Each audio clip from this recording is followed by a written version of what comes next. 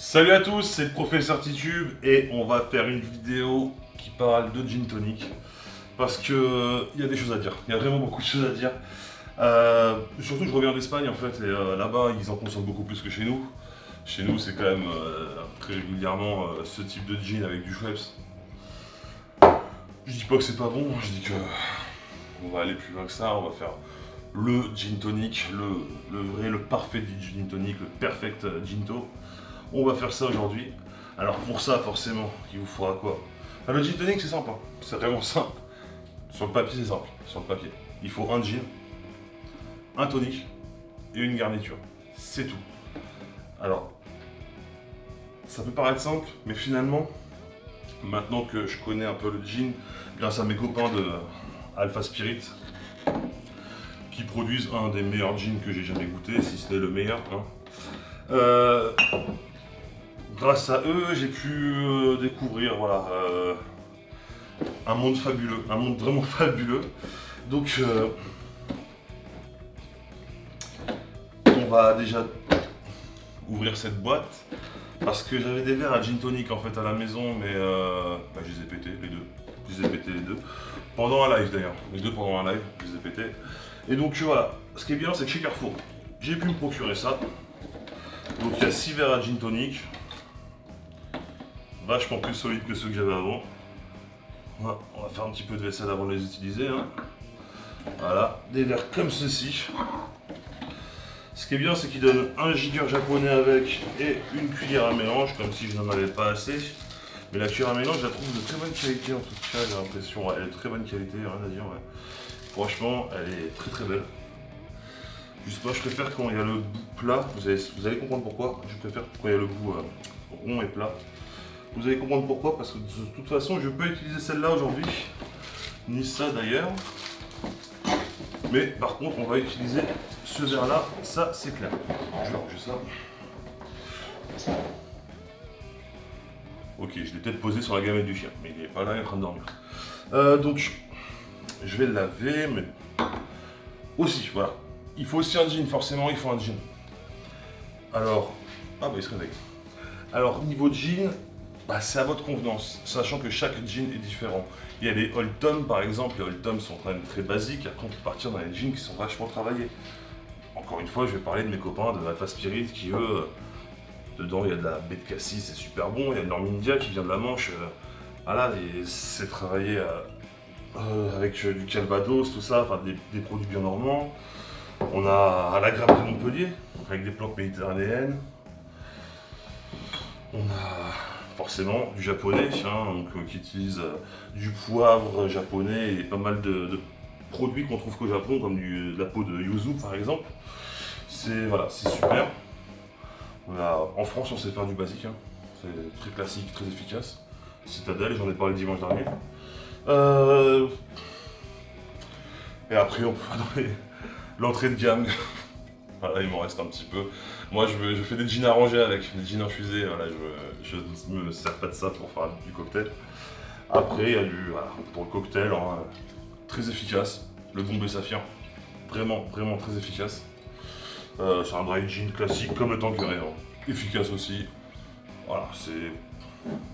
Là, on est dans le milieu de gamme, quoi. Après, on monte un petit peu avec les autres et ça, c'est de l'entrée de gamme. Et je n'ai pas de Gibson parce que je déconseille le Gibson, je trouve ça ignoble, personnellement.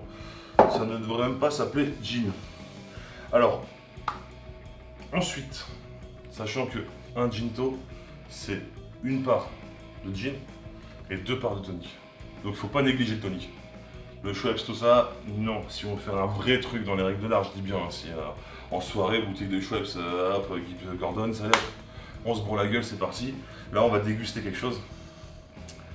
Et forcément, pourquoi négliger le tonic alors que c'est ce qu'il y a il y en a 2 fois plus que le gin. Donc on va prendre un bon gin, on va pas choisir un tonic de merde. Alors pour ça, il y a à foison, il y en a à foison, il y a Fentimans, hein, donc là celui-ci c'est à l'orange de Valence, en Espagne. Fentimans Yuzu, Fever Tree, moi j'ai une marque que j'adore, Fever Tree. Alors celui-ci c'est le méditerranéen, mais aussi aromatique, sureau, et il y a pas mal de trucs que j'ai trouvé. Citron, classique, cerise. Ça c'est un classique, alors celui-ci j'ai hâte de le goûter. Faudrait que je le teste parce que je ne connaissais pas, je ne connais pas celui-ci, je ne connais pas. Et je crois que c'est celui-ci. Voilà, Coca-Cola Company. Ce qui n'assure rien de bon. Hein. Et tonique français qui est excellent, Archibald. Alors, depuis le temps que Emeric de Alpha Spirit m'en parlait, c'est bon, je me suis procuré du Archibald. Alors, ce qui est intéressant avec celui-ci, c'est pas le seul, hein, mais ce qui est intéressant avec celui-ci, c'est qu'il vient d'une distillerie, il est travaillé comme un gin. Vraiment. Voilà, c'est pas. Il est vraiment. Voilà, c'est un tonique de distillerie. C'est artisanal, c'est bio, et voilà, c'est vraiment travaillé comme un gin. Donc il y a déjà de la baie de Genève, tout ça. Après, il y a d'autres marques, hein, Monaco, London Essence, tout ça, qui sont très bonnes. Et voilà, un petit florilège de ce qu'on peut trouver. Alors ça, tout ça, bon, à part ça, c'est en Espagne, chez Carrefour, on trouve. Ça, il vient de chez Cave Passion, à Andorre, au pas de la case à Andorre. Et sinon, bah, Internet est votre ami, malheureusement. En France, on est encore un peu coincé. Et en grande surface, à part le Fever Tree, qui est un de mes préférés. Hein. Mais à part le Fever Tree, on a du mal à en trouver. On trouve les Schweppes Premium, qui sont bons. Hein. Schweppes Premium, ils sont pas mal. Ça vaut pas Fever Tree pour moi.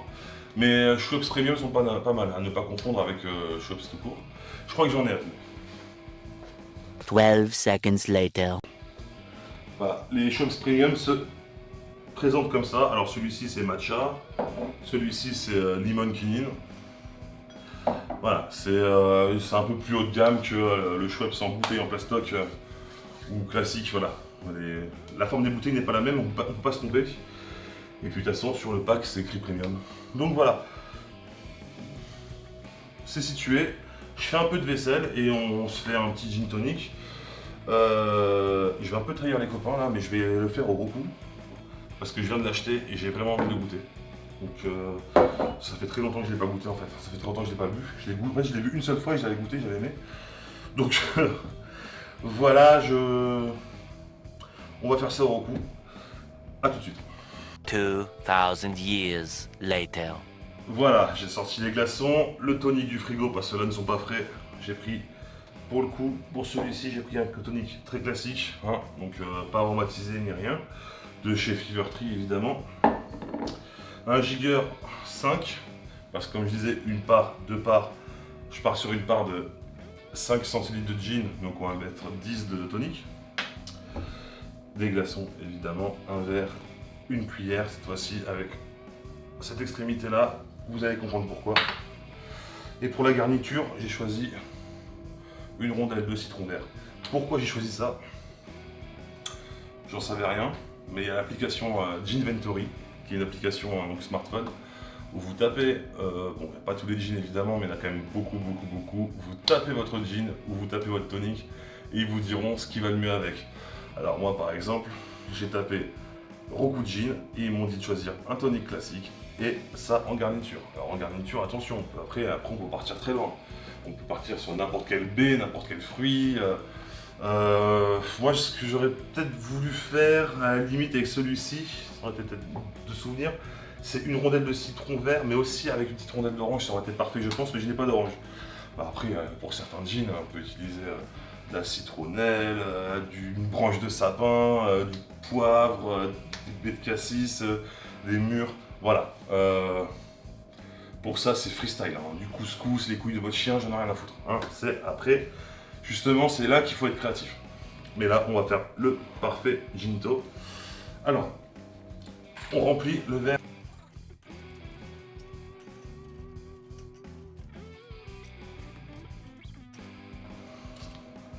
Et on va refroidir le verre.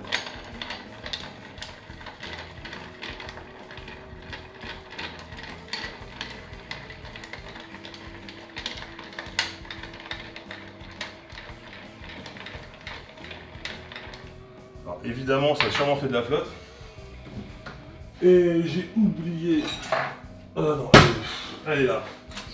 Ça a sûrement fait de la flotte, donc il va falloir sécher les glaçons avant de se lancer.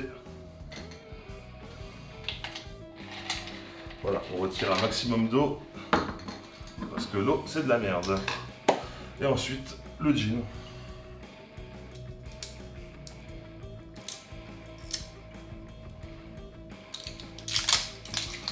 D'habitude, les Japonais, c'est les rois de l'emballage. Là, il m'a pas trop emmerdé.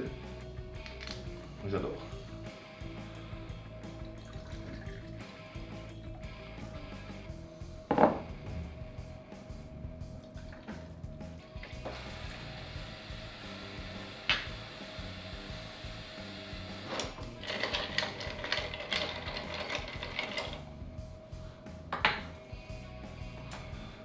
Voilà. Et le tonic. Alors, je vais pas faire la fameuse méthode de verser contre la cuillère comme ça, parce que je suis pas un grand fan de cette méthode. Prouvez-moi l'utilité s'il vous plaît, et je le ferai promis. Par contre, quelque chose de très utile, c'est pour pas casser les bulles, le verser délicatement et un peu partout.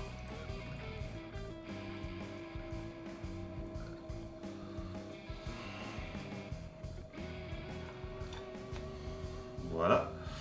Et donc, la rondelle de citron. Non. Je vais faire ça et tout de suite.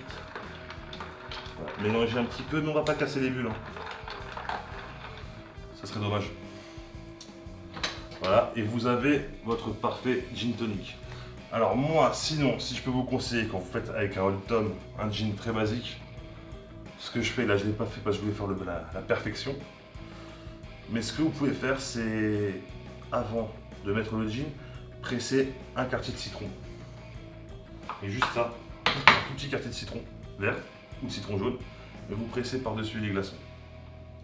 Et après, vous mettrez votre gin.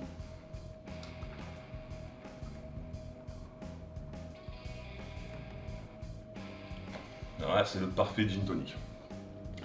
C'est vraiment l'alliance, la vraie, quoi.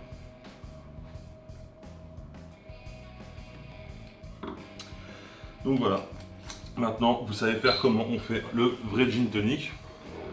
Puis c'est toujours très beau, un gin tonic est toujours beau. C'est ça qui est bien, c'est que c'est tout con mais c'est toujours beau. Quand c'est bien servi comme ça, voilà. Et puis je vous raconte pas comment c'est rafraîchissant. Voilà. Alors pour ceux qui pensent que je mets trop de glaçons, non.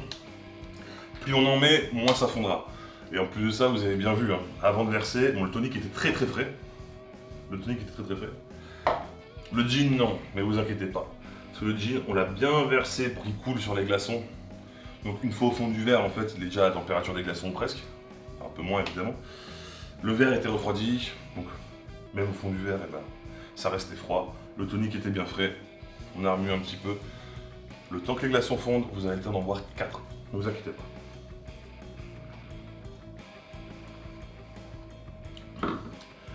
Et voilà. Le parfait gin tonic. Alors n'oubliez pas que l'abus d'alcool est dangereux pour la santé, qu'il faut le consommer avec modération. Si vous avez kiffé la vidéo, mettez un pouce bleu. Enfin, un pouce vers le haut parce qu'ils sont plus bleus les pouces. C'est si bon.